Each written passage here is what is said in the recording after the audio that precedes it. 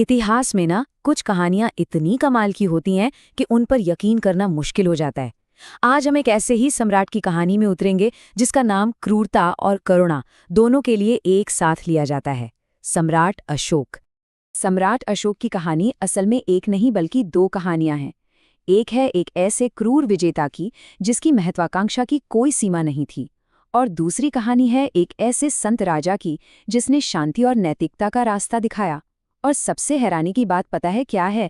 ये दोनों एक ही इंसान थे।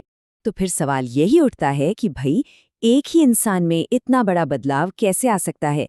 एक खूंखार विजेता एक संत राजा कैसे बन गया? चलिए आज इसी पहेली को सुलझाने की कोशिश करते हैं।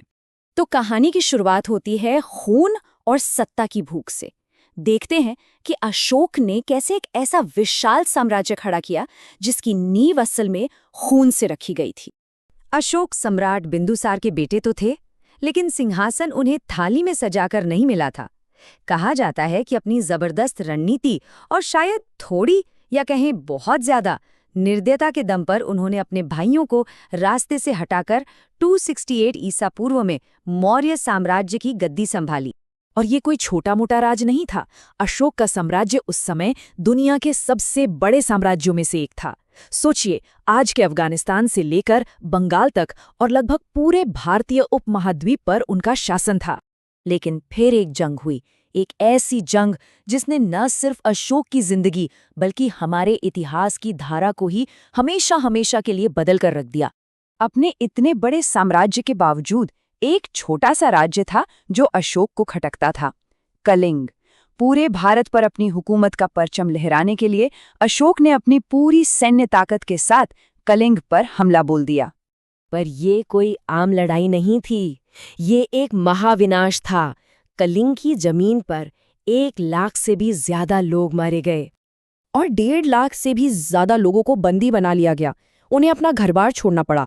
चारों तरफ बस मौत और बर्बादी का ही नजारा था। जब अशोक ने युद्ध के मैदान में लाशों के ढेर देखे तो उन्हें जीत की खुशी नहीं हुई बल्कि एक गहरा सदमा लगा। उन्हें पहली बार ये एहसास हुआ कि तलवार से जमीन तो जीती जा सकती है, पर दिलों में शांति नहीं लाई जा सकती।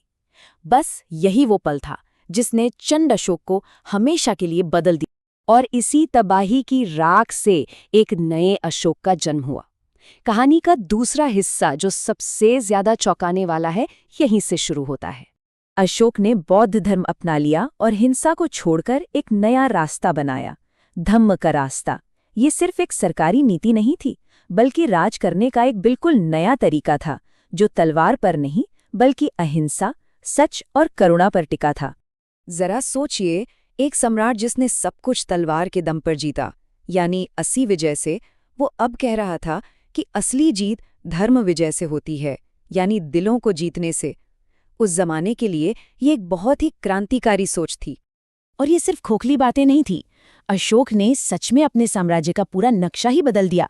जानवरों की बलि बंद करवा दी, इंसानों और जानवरों दोनों के लिए अस्पताल खुलवाए, सड़कों के किनारे पेड़ लगवाए और मुसाफिरों के लिए सराय बनवाई।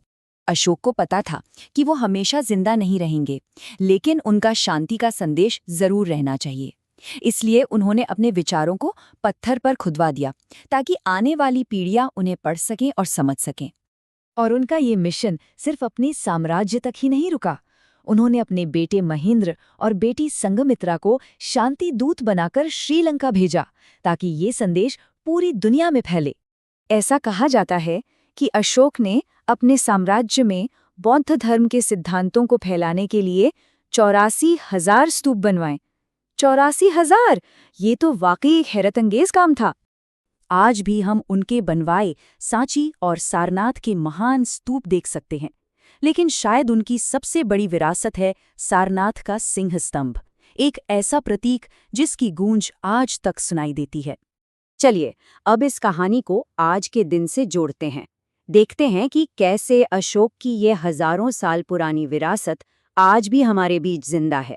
अशोक का बनवाया सारनाथ का वही सिंह स्तंभ जो कभी उनके शांति और शक्ति से भरे शासन का प्रतीक हुआ करता था, वही आज हमारे देश भारत का राष्ट्रीय प्रतीक है। ये हमारी सरकार की हर मुहर पर है जो हमें अशोक की विरासत की याद दिलाता है। अशोक की विरासत का एक और बहुत जरूरी हिस्सा है अशोक चक्र, जिसे धर्म का पहिया भी कहते हैं। और यही चक्र आज हमारे तिरंगे के ठीक बीच में है, जो हमें हमेशा प्रगति और धर्म के रास्ते पर चलने की प्रेरणा देता है। तो अशोक की कहानी हमें यही सिखाती है कि सबसे बड़ी जीत जमीन पर कब्जा करने की नहीं होती, बल्कि दिलों को जीतने की होती है। जैसा वो खुद मानते थे, सच्चा धर्म करुणा और क्षमा से बढ़ता है।